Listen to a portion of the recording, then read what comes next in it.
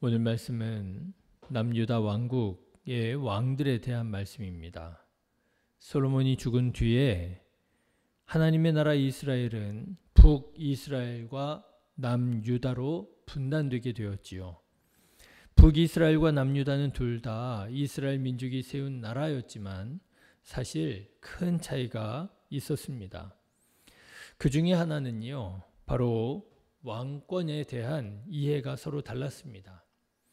북이스라엘은 힘과 능력이 있는 사람이라면 누구라도 왕이 될 수 있다라고 하는 생각을 가지고 있었습니다. 그래서 힘이 있고 능력이 있는 신하들은 언제든지 반역을 일으키고 반란을 일으켜서 자기가 왕이 되어버렸어요. 반면에 남유다 왕국은 아무리 힘과 능력이 탁월한 사람이 있다 할지라도 왕이 될 수 없었습니다. 왜냐하면 하나님께서 선택하신 다윗의 자손만이 왕이 될 수 있다고 믿었기 때문입니다. 그래서 남유다에서는 거의 반란이나 반역 등이 일어나지 않았지요. 여러분 오늘 말씀도 보십시오. 다윗의 후손들이 왕위를 이어받았음을 보게 됩니다. 16절에 보니까 여호사밧의 아들 여호람이라고 하는 사람이 왕이 되었고요. 25절 말씀을 보니까 여호람이 죽은 뒤에 아하시야라고 하는 사람이 왕이 되었다 했습니다. 이들은 모두 다윗의 후손들이었어요. 이렇게 남유다 왕국은 다윗의 후손들이 왕이 되었고, 그래서 비교적 안정적으로 국정을 운영할 수 있었다 말씀드릴 수 있겠습니다. 그런데 오늘 말씀을 보면 남유다의 왕들이 북이스라엘의 왕들의 영향을 아주 강하게 받고 있었음을 볼 수 있습니다. 오늘 말씀을 보시면 북이스라엘의 왕과 남유다의 왕들이 결혼 동맹을 맺고 있었던 것을 알게 돼요. 여러분 17절의 말씀을 보시면 방금 전에 말씀드렸던 남유다의 여호람이라고 하는 왕은 북이스라엘의 왕 아합의 딸과 결혼을 했다 했습니다. 여호람이 왕이 될 때의 나이가 32세라 예루살렘에서 8년을 통치하니라 그랬습니다. 그런데 이 여호람이 북이스라엘의 아합의 딸과 결혼을 하게 돼요.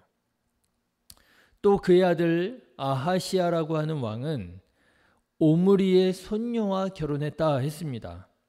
26절 말씀을 보시면 아하시야가 왕이 될 때 나이가 22세라 예루살렘에서 1년을 통치하니라. 그의 어머니의 이름은 아달랴라. 이스라엘 왕 오므리의 손녀이더라. 이렇게 남유다와 북이스라엘은 서로 분단되었지만, 그리고 많은 면에서 달랐지만, 그렇지만 서로 이렇게 결혼 동맹을 맺으면서 비교적 또 가깝게 지냈던 것을 보게 됩니다. 사실 우리는 이전에도 이런 관계를 보았지요. 북이스라엘 왕 아합이 아람을 공격하고자 했을 때 남유다의 왕 여호사밧에게 동맹을 청하게 되지요. 그래서 여호사밧이 동맹해서 연합군이 되어서 아람을 공격했던 적이 있었습니다. 그뿐만이 아니지요. 아합의 아들 여호람이 모압을 공격하고자 했을 때 그때에도 여호사밧에게 동맹을 요청했었고, 여호사밧은 그때에도 연합군을 이루어서 공격했던 바가 있었습니다. 네, 비록 북이스라엘과 남유다는 갈라지기는 했지만 그렇다고 철천지 원수로 지내면서 맨날 싸웠던 게 아니었더라고 하는 것이죠. 남유다의 르호보암이, 여러분 아십니까? 솔로몬의 아들이잖아요. 르호보암이 북이스라엘을 세운 여로보암이 반란을 일으키자 북이스라엘을 공격하고자 했던 적이 있었습니다. 그런데 그때 르호보암을 하나님께서 막으셨지요. 왜 막으셨겠습니까? 하나님을 경외하는 한 민족, 이스라엘 민족끼리 서로 싸우지 않기를 원하는 것이 하나님의 마음이 아니었겠습니까? 한 민족끼리 결혼을 하고 동맹을 맺고 공동의 적 북을 맞서 싸우는 것, 이것은 잘못된 일이라 하기 어려울 것입니다. 어쩌면 오히려 하나님께서 기뻐하실 만한 일이라 하겠지요. 그런데 여러분, 사람이 하는 일을 보면 긍정적인 면보다는 부정적인 면이 더 강해지는 것을 우리는 경험하게 됩니다. 북이스라엘과 남유다가 동맹을 맺은 것, 긍정적인 면이 있습니다. 그런데 그런 긍정적인 면이 있는데도 불구하고 부정적인 면이 강화되는 것을 우리가 보게 되죠. 특별히 신앙적인 면에서는 더욱 그렇습니다. 오늘 말씀을 보시면 남유다의 왕들, 어떤 왕들입니까? 하나님께서 선택하신 다윗을 통하여 하나님의 나라를 이루고자 했던, 비교적 하나님의 말씀을 순종하려고 했던 이 남유다가 아니고 남유다 왕들이 아니겠습니까? 그런데 이 남유다의 왕들이 북이스라엘과 결혼 동맹을 맺으면서 그들의 신앙, 타락하고 변질된 신앙의 영향을 받았다는 것을 보게 됩니다. 여러분 18절의 말씀을 보시면 여호람에 대한 말씀이 나오는데, 그가 이스라엘 왕들의 길을 가서, 북이스라엘 왕들의 길을 갔다는 거예요. 아합의 집과 같이 하였으니, 여러분 아합의 집이 어떤 집입니까? 하나님을 대적한 왕이 아닙니까? 그런데 그 아합의 집과 같이 행하였다라고 하는 거예요. 그런데 왜 그렇습니까? 이는 아합의 딸이 그의 아내가 되었음이라 그가 여호와 보시기에 악을 행하였더라 그랬습니다.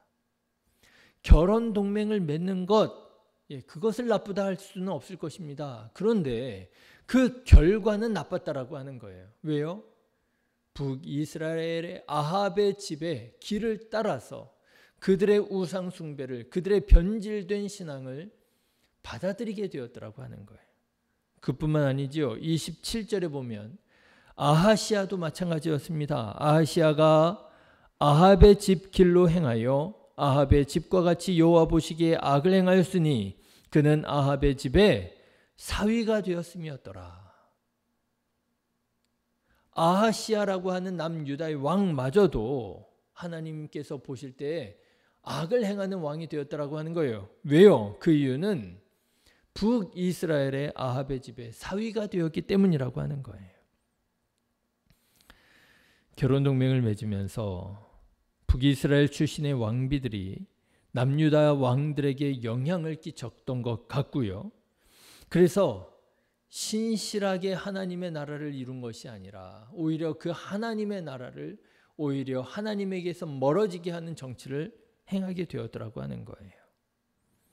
사람이 좋은 영향을 받으면 얼마나 좋아요. 그렇잖아요? 그런데 사람에게는요, 그런 것 같아요. 좋은 영향을 받기보다는 나쁜 영향을 더 강하게 받는 것 같아요. 여러분들도 다 자녀를 키워보셨겠지만은 여러분 자녀 키울 때 어떻습니까? 자녀들이 학교에 가서 친구들과 만나서 좋은 거 배워오면 얼마나 좋아요. 그렇죠? 그런데 이상해요. 애들은 나가면 꼭 안 좋은 걸 배워요. 요즘에 우리 청소년들의 말이 얼마나 거친지 몰라요. 말의 한 절반은 욕인 것 같아요. 그런데 그 욕들을 뭐 배우고 싶다 해서 배우는 게 아니더라고요. 만나서 얘기하다 보면, 만나서 같이 지내다 보면 저도 모르게 그걸 그냥 그렇게 배워와요. 좋은 영향을 받으면 얼마나 좋겠습니까? 그런데 꼭 나쁜 영향을 받아오더라고 하는 거예요. 그래서 우리 조상님들은 까마귀 노는 곳에 백로야 가지 마라 그랬던 모양입니다. 그런 사람들 만나봐야 좋은 거 배워오겠느냐, 나쁜 거 배우지 않겠느냐. 차라리 그런 사람 만나지 마라. 먹을 가까이 하면 아무래도 시커매질 수밖에 없으니 먹을 가까이 하지 마라. 오히려 친구도 가려 사겨라. 좋은 친구만 만나라. 뭐 이렇게 얘기를 했던 모양입니다. 신앙적으로도 정말 그런 면이 없지 않아 있습니다. 요즘에 한국 교회에 참 큰 문제가 되고 있는 이단들을 여러분 생각해 보십시오. 이단에 빠진 사람이 안타까워서 그 사람들 건져내고자 구원해내고자 이단에 빠진 사람들과 대화를 하고 말을 섞으면 어떻게 됩니까?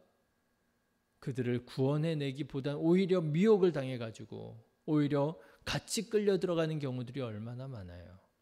그래서 요즘에 교회에서 또 목사님들이 이단에 빠진 사람들하고는 말하지 말라고, 대화하지 않는 게 그게 상책이라고 하는 경우들도 많이 보게 됩니다. 네, 남유다의 왕들이 그랬던 것이지요. 결혼 동맹을 맺는 것까지야 뭐 나쁜 일이라 하겠습니까마는 좋은 것 배우면 얼마나 좋아요. 그런데 좋은 것 배우기보다는 우상 숭배를 배우고요. 하나님을 경외하지 않는, 하나님을 무시하는 그런 정치를 배우고요. 그래서 하나님의 나라 남유다 왕국마저도 하나님 앞에서 악을 행하는 그런 나라들로 타락하게 되어졌다라고 하는 것입니다. 자, 그런데 여러분, 저는 오늘 말씀을 묵상하면서 이렇게 매듭지어서는 안 되지 않겠는가라는 생각이 들었습니다. 여러분, 하나님 믿는 사람들이 세상 사람들에게 영향을 받을까 봐 세상을 가까이 하지 않고 세상 사람들을 끊어버리고 믿는 사람들끼리만 모이고 그렇게 살아야 되겠습니까? 여러분, 그것이 과연 하나님께서 정말 기뻐하시는 일이겠습니까? 아니잖아요. 예수님은 우리 그리스도인들을 향해서 뭐라고 말씀하셨습니까? 너희는 세상의 빛이라고, 세상의 소금이라고 말씀하셨잖아요. 그리고 예수님께서는 제자들을 세상으로 보내셨잖아요. 너희는 온 유대와 사마리아와 땅 끝까지 이르러 내 증인이 되라. 예수님의 복음을 전하라고, 세상을 변화시키는 하나님의 능력으로 살아가라고 말씀하셨잖아요. 그렇습니다, 여러분. 복음은 세상을 변화시키는 능력입니다. 우리 예수님을 믿는 사람들은 우리끼리만 똘똘 뭉치는 것이 아니라 세상을 향해서 나아가서 세상을 변화시키고 죽어가는 영혼들에게 복음을 전하여 그들의 영혼을 구원해야 할 사람들입니다. 믿지 않는 남편들에게 영생의 삶을 경험케 하고요. 하나님을 무시하는 세상 사람들에게 경건과 거룩의 삶으로 감동시키고요. 예수님을 전해야 될 사람들입니다. 그런데 언제부턴가 그리스도인들이 두려워 문을 닫게 되었습니다. 세상 사람들이랑 어울려봐야 똑같이 타락하는 거 아니에요. 세상 사람들 만나지 말라고. 이단에 빠진 사람들하고 말하다가는 자칫 이단에 같이 넘어갈 수 있으니 이단에 빠진 사람 있으면 그냥 끊어버리라고. 그냥 우리끼리만 만나자고, 교회에서만 만나자고, 우리끼리만 그냥 은혜를 나누고, 우리끼리만 그냥 같이 예배하고. 언제부턴가 그리스도인들이 문을 닫고 우리끼리 모이기 시작했습니다. 세상을 두려워하기 시작했습니다. 여러분, 이것은 우리가 맺어야 할 삶의 이야기는 아닐 줄로 믿습니다. 오히려 우리가 말씀으로 무장하고, 그렇지 않습니까? 우리가 말씀으로 무장하고 세상으로 나아가서 이단에 빠진 사람들에게 말씀을 전하고 세상에 빠진 사람들에게 이것이 인생의 전부가 아니라고 말하고 보여줄 수 있고 가르쳐줘야 되지 않겠습니까?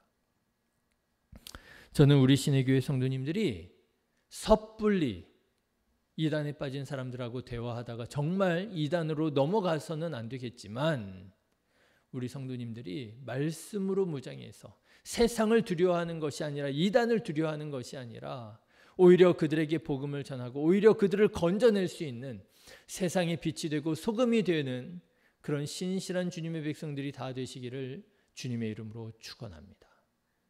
그러기 위해서라도 우리가 하나님을 더욱더 잘 알아야 되겠어요. 말씀에 근거해서 하나님을 알고 또 깨어서 기도하고 분별하고 하나님께서 기뻐하시는 일들을 추구해 나아가는 저와 여러분 다 되시기를 주님의 이름으로 축원합니다. 기도하겠습니다.